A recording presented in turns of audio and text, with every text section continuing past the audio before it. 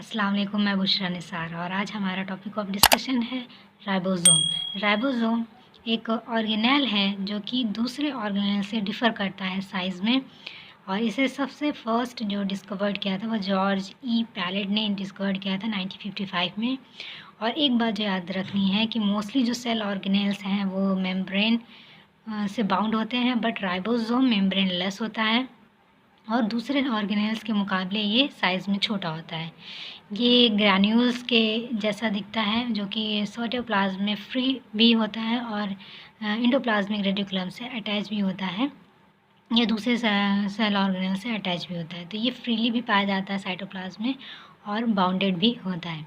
Ribosome एक complex structure है जो कि प्रोटीन और राइबो न्यूक्लिक प्रोटीन से बना हुआ होता है। इसे राइबो न्यूक्लियोप्रोटीन ग्रैन्यूल्स या राइबो न्यूक्लियोप्रोटीन पार्टिकल्स भी कहते हैं। तो इसके हम डेफिनेशन पे आते हैं कि a ribosome is a complex molecular machine found inside the living cell that produce protein from amino acid during the process of called protein synthesis और ट्रांसलेशन। तो राइबोसोम जो एक मॉलिक्यूलर मशीन है, कॉम्प्लेक्स मॉलिक्यूलर मशीन है जो कि living cell में पाई जाती है, दोनों तरह की सेल में, प्रोकैरियोटिक और यूकैरियोटिक सेल में। इसका काम प्रोटीन सिंथेसिस करना होता है from amino acid during the process जिस प्रोसेस को करने के बाद ये प्रोटीन बनाती है उस प्रोसेस को हम प्रोटीन सिंथेसिस या ट्रांसलेशन कहते हैं। इसका जो कॉम्पोजिशन है they made up of ribonucleic acid and protein. ये राइबोन्यूक्लिक एसिड और प्रोटीन से मिलकर बना हुआ होता है, इसलिए इसका नाम राइबोन्यूक्लियोप्रोटीन ग्रैन्यूल्स और राइबोन्यूक्लियोप्रोटीन पार्टिकल्स भी है। तो राइबोसोम दो कंपाउंड से मिलकर बना हुआ होता है, राइबोन्यूक्लिक एसिड और दूसरा प्रोटीन है। अब हम बात करते हैं कि राइबोसोम कितने टाइप के होते हैं।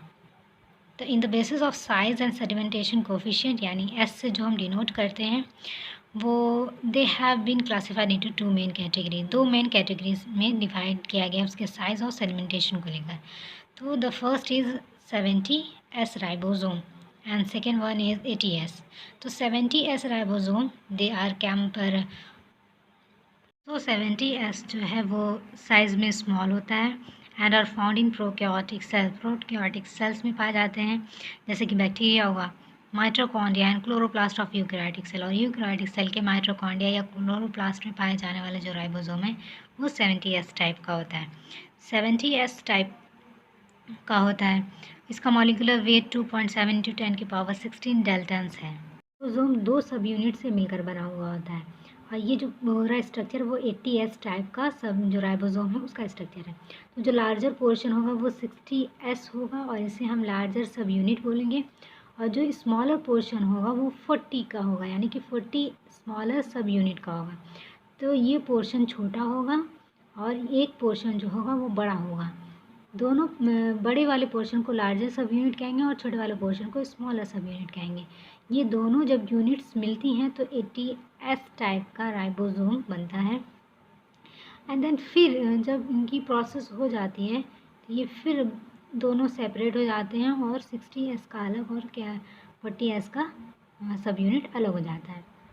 तो एक जो सब यूनिट होती है वो दूसरे सब यूनिट की जस्ट डबल होती है उसके साइज़ में। और ये 80S टाइप मोस्टली जो है वो यूकैरियोटिक सेल में ही देखा गया है। जो बड़ा पोर्शन होगा वो लार्जर सब यूनिट और स्मॉलर जो होगा वो स्मॉलर सब यूनिट होगा।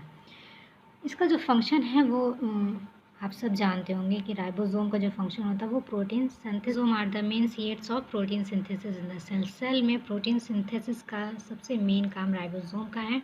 तो जिस सेल में जिस ऑर्गेनेल में प्रोटीन की सिंथेसिस जहाँ जहाँ होगी वहाँ पर राइबोसोम्स की प्रेजेंस वहाँ सबसे ज़्यादा होगी। तो प्रोटीन सिंथेसिस जो है वो सेल के रिपेयर में या बॉडी के रिपेयर में बहुत इसका मेन फंक्शन होता है। तो राइबोसोम दो सब यूनिट से मिलकर बना हुआ होता है। जो लार्जर यूनिट होती है उसे हम लार्जर सब यूनिट कहते हैं और जो स्मॉलर पोर्शन होता है उसे हम स्मॉलर सब यूनिट कहते हैं। लार्जर यूनिट में जो है वो tRNA पाया जाता है, tRNA के साथ वो बाइंड होता है, और स्मॉलर यूनिट में वो mRNA के साथ वो जॉइंट होता है। जब ये दोनों कंबाइंड होते हैं तो एक राइबोसोम का स्ट्रक्चर कंप्लीट होता है। तो दो सब यूनिट मिलके एक राइबोसोम का स्ट्रक्चर कंप्लीट करते हैं, जिसमें प्रोटीन और आरएनए मौजूद होता है। ये दोनों साइज़ में बड़ा होता है और दूसरा साइज़ में छोटा होता है।